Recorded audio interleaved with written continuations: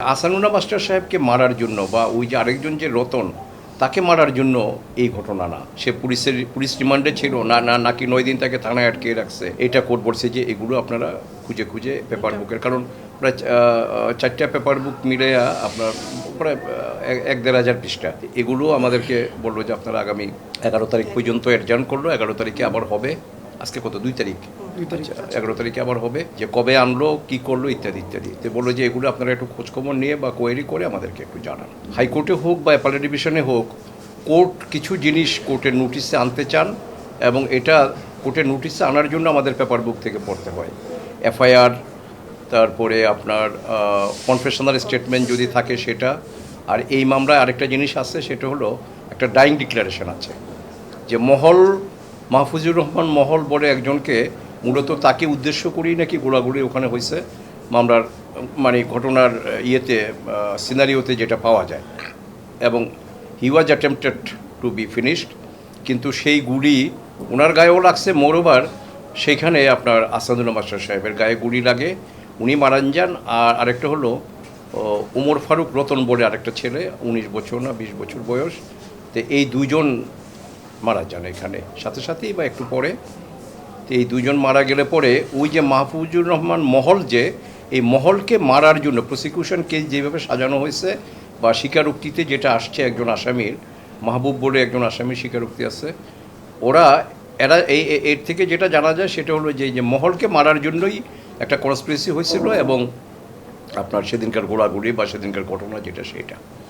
তো এটা প্রসিকিউশনও স্বীকার করে, এবং আমরা তো ডিফেন্স থেকে তো বলবোই বা বলার চেষ্টা করছি, সেটা হলো যে আসানুল্লাহ মাস্টার সাহেবকে মারার জন্য বা ওই যে আরেকজন যে রতন তাকে মারার জন্য এই ঘটনা না, এবং তাদের সম্বন্ধে আপনার তাদেরকে মেরে ফেলবে বা তাদের মারার জন্য এই কনস্পিরেসি, এইটা আপনার আমাদের ছিল না, এই আসামি পক্ষের কারোরই ছিল না, বা প্রসিকিউশন কেসও সেই জায়গাটায় স্থির ছিল না। পরে অ্যাক্সিডেন্টাল এই গোলাগুলির কারণে সার্টেন বুলেট আসাদুল্লাহ মাস্টার সাহেব এমপি সাহেবের গায়ে লাগে, উনি মারা যান, বা ওই যে রতন যে আপনার ওমর ফারুক রতন মারা যায়, এই দুজন।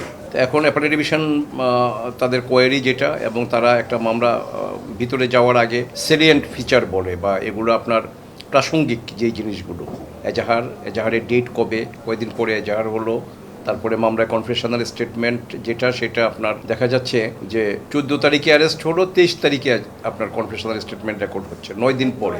এই 9 দিন পরে রেকর্ড হলে এই 9 দিন কি সে পুলিশ রিমান্ডে ছিল নাকি 9 দিন তাকে থানায় আটকে রাখছে, এটা কোর্ট বলছে যে এগুলো আপনারা খুঁজে খুঁজে পেপার বুকের, কারণ প্রায় 4টা পেপার বুক মিলে আপনার প্রায় 1-1.5 হাজার পৃষ্ঠা। এগুলো আমাদেরকে বললো যে আপনারা আগামী 11 তারিখ পর্যন্ত অ্যাডজার্ন করলো। 11 তারিখে আবার হবে।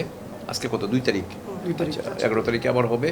এর মধ্যে কিছু কোর্টের কিছু কোয়েরি আছে, যে এই কনফেশনাল স্টেটমেন্ট রেকর্ড করার আগে তাকে কি পুলিশ রিমান্ডে নেওয়া হইল কি না, এবং এটা কি একাধারেই 9 দিন নাকি ভাগ ভাগ করে, এমন হতে পারে যে 3 দিন তারপরে আবার আনলো আবার নিল, তাও হতে পারে। তো এটা যেহেতু আমাদের কাছে আপনার হাইকোর্টের পেপার বুক নাই, অথবা এটা হলো ম্যাজিস্ট্রেট কোর্টের রেকর্ডে পাওয়া যায়, যে কবে আনলো, কি করলো, ইত্যাদি ইত্যাদি। তো বললো যে এগুলো আপনারা একটু খোঁজখবর নিয়ে বা কোয়েরি করে আমাদেরকে একটু জানান। তো ওইভাবে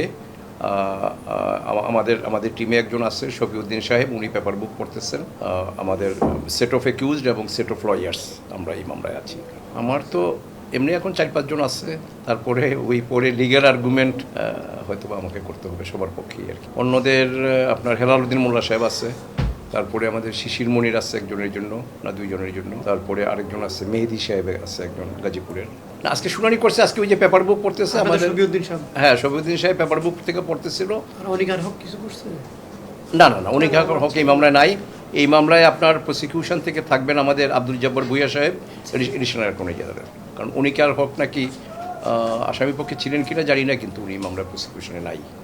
তাহলে আজকে এখন আপনাদের পক্ষ থেকে পেপার বুক চলতেছে? পেপার বুক পড়া চলতেছে, আর কোর্ট মাঝে মাঝে কিছু কোয়েরি করেন, ওটা আমিও কয়েকবার দাঁড়াইছি, এটা যেটুকু আমার জান নলেজে বা নোটিসে যেটুকু আছে এটা রিপ্লাই দেয়।